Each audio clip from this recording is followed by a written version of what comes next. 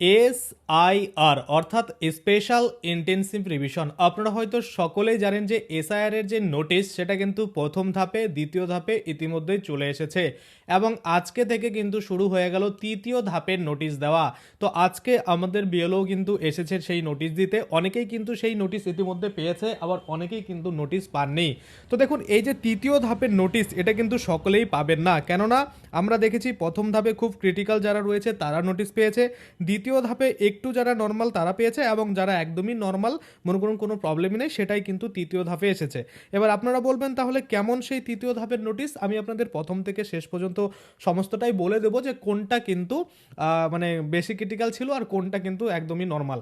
যেমন আমরা দেখেছি যে প্রথম ধাপে যাদের এসেছে তাদের কিন্তু 2002 সালের যে লিস্ট, তাদের কারো নাম ছিল না, হয় নিজের নাম ছিল না, না হয় বাবা মার নাম ছিল না, না হলে দাদু দিদার নাম ছিল না, তাদের কিন্তু এসেছিল। এবং পরবর্তীতে আমরা কি দেখেছি, পরবর্তীতে দেখেছি যে দ্বিতীয় পর্যায়ে যাদের এসেছে তাদের বেশিরভাগ মানুষের 6 জনের বেশি বাবাকে দেখানো হয়েছে। আপনি যাকে দেখেছেন ওনাকে আরও মানে 6 জনের বেশি সন্তান দেখানো হয়েছে, বা একই বাপের 6 জনের বেশি সন্তান রয়েছে, এই প্রবলেমের জন্য এসেছে। আরও একটা প্রবলেম এসেছে, সেটা হচ্ছে যে অস্বাভাবিক ছেলে পুত্র বা মা পুত্র যে রয়েছে, বা ছেলে কন্যা বাপ কন্যা যে রয়েছে তাদের কিন্তু, বা ছেলে মেয়েদের যে বয়সের সাথে বাবা বা মায়ের যে বয়সের ফারাক সেটা কিন্তু অস্বাভাবিক রয়েছে, যেটা স্বাভাবিক নয়। সেই কারণে এই দুটো কারণে কিন্তু আমরা অনেক দেখেছি।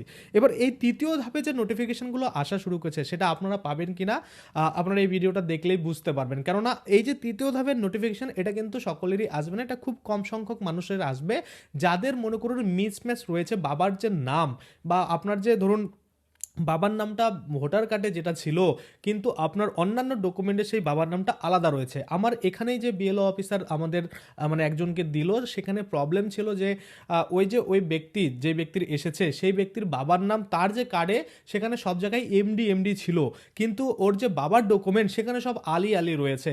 সেক্ষেত্রে এই প্রবলেম কিন্তু ফার্স্ট যখন নোটিশ দেয় তখনও কিন্তু এই প্রবলেম আমরা দেখেছিলাম, এবং শেষ পর্যায়ে কিন্তু এটাই আসছে, বেশিরভাগটাই কিন্তু এখন এই কারণে আসছে।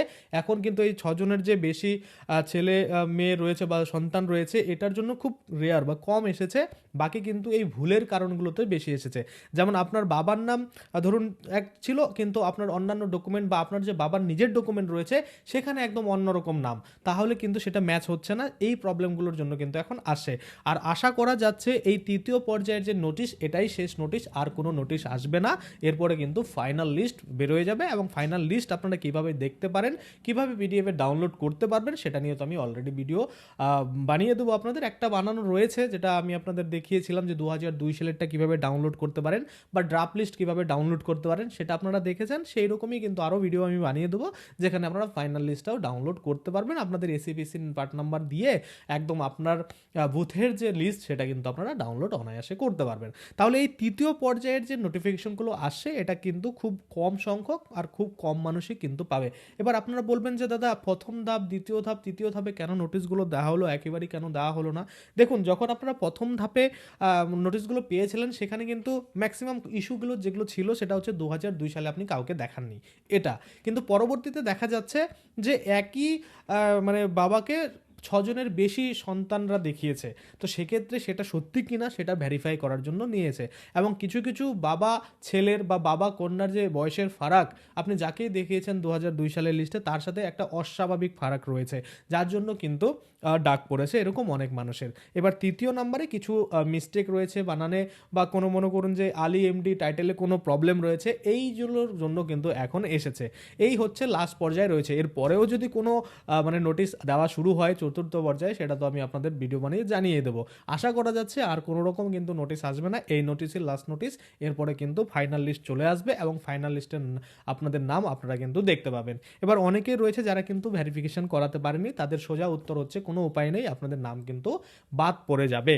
এবার বাদ পড়ে গেলেই যে আপনি ভারতীয় নন এমনটা কিন্তু নয়। আপনি যদি ভারতীয় হন কিন্তু আপনার ডকুমেন্টসে ভুলের কারণে আপনার বাদ পড়ছে, সেক্ষেত্রে কিন্তু আপনি পরবর্তীতে আপনার নাম ভোটার কার্ডে বা ভোটার কার্ড আপনি পুনরায় পুনরায় বা ভোটার লিস্টে আপনার নাম পুনরায় কিন্তু তুলতে পারবেন। তার আগে কিন্তু আপনাদের যে সংশোধনগুলো রয়েছে সেগুলো কিন্তু কমপ্লিট করতে হবে। আশা করি আপনারা বুঝতে পারছেন। তো এই হচ্ছে টোটাল বিষয় যে তৃতীয় পর্যায়ের যে নোটিশ সেটা আজকে থেকে দেওয়া শুরু হয়েছে। ইতিমধ্যে অনেকেই পেয়েছেন হাতে, অনেকেই পাননি। আপনাদের যদি কোনো রকম কোশ্চেন থাকে, সে প্রথম পর্যায়ের নোটিশ হোক, দ্বিতীয় হোক আর তৃতীয় হোক, যেটাই হোক না কেন, অনেকেই রয়েছেন যারা আগামী দিনে যাবেন, নোটিশ পেয়েছেন, আগামী দিনে ভেরিফিকেশনে যাবেন। তো আপনাদের কোনো সমস্যা যদি থাকে, যে কোন সমস্যা আপনার রয়েছে, কি কি ডকুমেন্ট আপনারা নিয়ে যাবেন, কোন কোন অরিজিনাল সাথে নিয়ে যেতে হবে, যদি ধরুন আপনি কারো হয়ে যাচ্ছেন, প্রতিনিধি হয়ে যাচ্ছেন, ধরুন আপনি যার ডকুমেন্টগুলো জমা করতে যাচ্ছেন সে বাইরে রয়েছে, সেক্ষেত্রে কিভাবে আপনাদের আবেদন লিখতে হবে, সমস্ত কিছু আমি অলরেডি দিয়েছি।